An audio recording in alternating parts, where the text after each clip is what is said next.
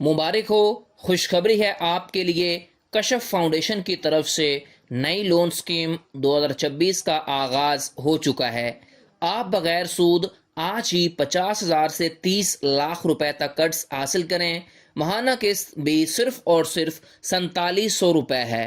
दरख्वास्त फॉर्म कैसे डाउनलोड होगा, कैसे कर्ज दरख्वास्त फॉर्म फिल करना है, कौन कौन से डॉक्यूमेंट्स चाहिए, मुकम्मल तरीकाकार स्टेप बाय स्टेप बताऊंगा।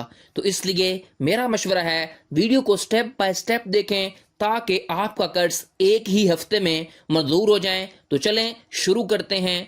आप अपनी स्क्रीन पर देख सकते हैं इस कर्ज दरखास्त फॉर्म को। कशफ फाउंडेशन का कर्ज दरखास्त फॉर्म है जिसमें आप बगैर सूद 50,000 से 30 लाख रुपए तक कर्ज ले सकते हैं। ये आपके सामने जो कर्ज दरखास्त फॉर्म है इसमें सबसे पहले नंबर पर आपने यहाँ पर देखें फॉर ऑफिस यूज ओनली। यहाँ पर आपने कुछ भी नहीं लिखना, ये ऑफिस वाले खुद ही डेट डालेंगे और खुद ही एप्लीकेशन नंबर आपका लिखेंगे। उसके बाद आपने नीचे आ जाना। नीचे यहाँ पर देख सकते हैं आपकी एप्लीकेंट की इंफॉर्मेशन, यानी कि जिसने कर्ज लेना है उसकी इंफॉर्मेशन यहाँ पर आपने दर्ज करनी है। तो आपने ध्यान से देखना है। सबसे पहले नंबर पर आपने यहाँ पर नाम लिखना है। जिस बंदे ने या बंदी ने कर्ज लेना है उसने यहाँ पर अपना नाम लिखना है। अगर आप मेल हैं तो आपने अपने वालिद का यहाँ पर नाम लिखना है। अगर आप शादीशुदा हैं, फीमेल हैं, तो आपने अपने यहाँ पर हस्बैंड का नाम लिखना है। अगर गैर शादीशुदा हैं फिर आपने अपने वालिद का नाम लिखना है। उसके बाद जिसने कर्ज लेना है यहाँ पर उसने अपनी डेट ऑफ बर्थ लिखनी है। पहले आपने डेट यानी कि तारीख लिखनी है, फिर आपने यहाँ पर महीना लिखना है। महीना लिखने के बाद आपने यहाँ पर आपने ईयर बताना है। ठीक है, वो लिखने के बाद आपने नेक्स्ट क्या करना है, आपकी जितनी भी एज होगी इस वक्त वो आपने बता देनी है, यहाँ पर लिख देनी है। उसके बाद नेक्स्ट आपने अपना जेंडर के ऊपर क्लिक करना है कि आप मेल हैं, फीमेल हैं या फिर आप स्पेशल हैं। उसके बाद आपने अपना शनाख्ती कार्ड नंबर यहाँ पर दर्ज करना है। नेक्स्ट आपने यहाँ पर बता देना है कि आपके घर का कोई नंबर है तो वो आप बता देंगे। मोबाइल नंबर है वो यहाँ पर दर्ज करना है। उसके बाद अगर आपके पास ईमेल है तो वो यहाँ पर आपने लिख देनी है। उसके बाद नेक्स्ट आपने बताना है अपना प्रेजेंट एड्रेस। आपका जो भी मौजूदा पता होगा यहाँ पर आपने वो उर्दू में या इंग्लिश के अंदर लिख देना है। उसके बाद जो भी आपकी यहाँ पर मौजूदा पते की तहसील है और ज़िला वो यहाँ पर लिखेंगे। उसके बाद आपका अगर परमानेंट एड्रेस प्रेजेंट एड्रेस से चेंज है तो वो यहाँ पर आप लिखेंगे। अगर नहीं चेंज तो आपने इज अबव लिख सकते दे देना, यानी कि आपने सेम टाइप कर देना है। तहसील भी सेम लिखेंगे और ज़िला भी सेम लिखेंगे। अगर आपका परमानेंट एड्रेस चेंज है तो आपने यहाँ पर वो मुख्तलिफ उसकी तहसील और ज़िला आपने बता देना है। ठीक है, उसके बाद आपका जो घर है उसकी जो ओनरशिप है वो आपका अपना घर है, यानी कि अगर आप खुद मालिक है तो यहाँ पर टिक लगाएंगे। अगर आप किराए के ऊपर है तो यहाँ पर टिक लगाएंगे। अदर है तो आपने यहाँ पर लगा देनी है। कितने अरसे से आप इस जगह के ऊपर रह रहे हैं तो आपने यहाँ पर वो लिख देना है, उतने साल और उतने मंथ। उसके बाद आपकी जो भी अज़दवाजी हैसियत है, यानी कि आप शादीशुदा हैं, डिवोर्स्ड हैं या फिर सिंगल हैं, तो यहाँ पर आपने वो लिख देनी है। अगर आप शादीशुदा हैं तो आपके बच्चे कितने हैं वो यहाँ पर लिख देंगे। अगर आप गैर शादीशुदा हैं तो आपने अपने बहन भाई और वालिदैन के साथ यहाँ पर लिख देना कि आप 5 हैं, 10 हैं, ये कितने बंदे हैं। उसके बाद नेक्स्ट आपने अपनी जो सोर्स ऑफ इनकम है, जो भी आपकी सोर्स ऑफ इनकम है वो यहाँ पर लिखेंगे कि आपकी मौजूदा जरिए आमदनी क्या है, डोरानिया कितना है, आपकी जो सैलरी है वो कितनी है, यानी कि आप मंथली कितने पैसे कमाते हैं वो यहाँ पर लिखेंगे। उसके बाद अगर आपकी अदर कोई आमदनी है, साथ कारोबार करते हैं, तो उसकी आपने डिटेल यहाँ पर बता देनी और साथ अपने पैसे लिख देने हैं उसमें से आप कितने कमाते हैं। उसके बाद आपके घरेलू जो अखराजात हैं वो कितने हैं, यहाँ पर आपने क्या करना है वो लिखने हैं। उसके बाद आपकी जो तालीमी आखिरी जो डिग्री थी वो आपने यहाँ पर लिख देनी है। प्राइमरी है, मिडिल है, मैट्रिक है, एफए है, बीए है या एमए। उसके बाद आपने यहाँ पर अपना साल बताना है कि किस साल के अंदर आपने आखिरी डिग्री कंप्लीट की। उसके बाद आपने अपने इदारे का नाम यहाँ पर लिखना है। इदारे का नाम लिखने के बाद आपके पास जो भी तकनीकी तालीम होगी या फिर डिप्लोमा होगा उसका आपने दौरानी बता देना है और साथ आपने बता देना है उसका उसके इदारे का नाम। नेक्स्ट आपके जो बच्चे हैं वो स्कूल अगर जाते हैं तो आपने उनके बता देना है कि कौन से स्कूल में जाते हैं, गवर्नमेंट के जाते हैं, प्राइवेट में जाते हैं, किसी और में जाते हैं, यहाँ पर आपने लिखना है। उसके बाद स्कूल जाने वाले बच्चों की जो तादाद है वो किस में है, ठीक है, वो आपने बता देना है। उसके बाद नंबर ऑफ जानशीन आपका कौन सा है, यानी कि आपके बाद कौन कर्ज अदा करेगा या किसको कर्ज दिया जाए, तो उसका नाम आपने लिखना है। उसके साथ आपका रिश्ता क्या है, बहन है, भाई है, बेटा है या बेटी है। उसके बाद उसका आपने शनाख्ती कार्ड नंबर लिखना है और साथ आपने उसका मोबाइल नंबर बता देना है। नेक्स्ट आपने नीचे आ जाना। नीचे आपने सबसे पहले बताना है कि आपने कारोबार के नया स्टार्ट करना है उसके लिए कर्ज लेना है, या फिर आपके पास पहले मौजूद है उसको बढ़ाने के लिए आपने लेना है, या फिर आप पार्टनरशिप के ऊपर ले रहे हैं तो इसके मकसद के लिए। अगर कोई और वजह है तो यहाँ पर आपने लिख देनी है। उसके बाद आपने कारोबार की नौइयत बतानी है कि आपका कारोबार किस किस्म का है, एग्रीकल्चर का है, कोई और है, सर्विस आप देते हैं, तिजारत करते हैं, सेंट्री का है, किसके रिलेटेड है, तो यहाँ पर आपने वो बता देना है। अगर कोई और है तो यहाँ पर वो आपने लिख देना है। ये लिखने के बाद आपने नीचे आ जाना। नीचे यहाँ पर आपने अपनी अमाउंट लिखनी है कि आपको 30,000 चाहिए, 50,000 चाहिए, 30 लाख चाहिए, 25 चाहिए, 20 चाहिए, 15 चाहिए, 10 चाहिए, कितने लाख आपको कर्ज चाहिए।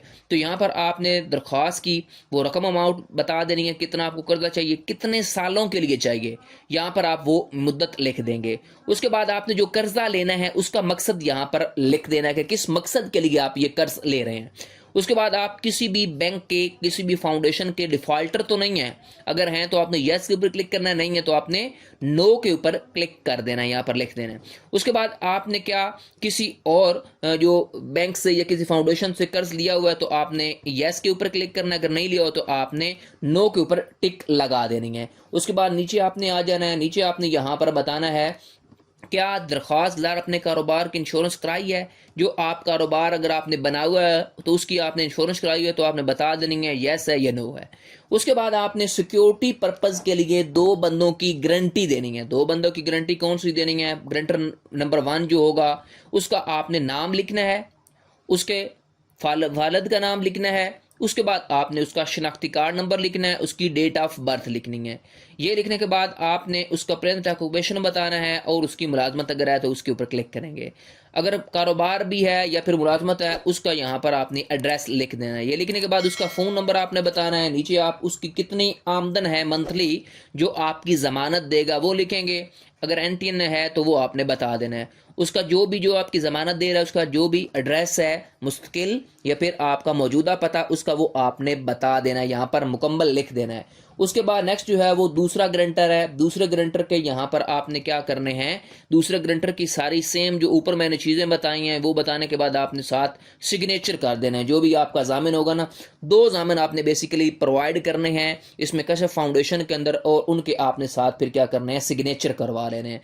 ठीक है, ये सिग्नेचर करवाने के बाद एंड के ऊपर जिसने दरख्वास्त देनी है चाहे मेल है या फीमेल उसने यहाँ पर अपने सिग्नेचर करने हैं, और जो गारंटर है लास्ट वाला सेकंड वाला उसने यहाँ पर अपने सिग्नेचर कर देने हैं। ये करने के बाद आपने क्या करना है, ये एप्लीकेशन फॉर्म कशफ फाउंडेशन के अंदर जमा करवा देना है। उसके बाद चलते हैं जो कशफ फाउंडेशन आपको लोन प्रोवाइड करता है किन किन चीज़ों के अंदर।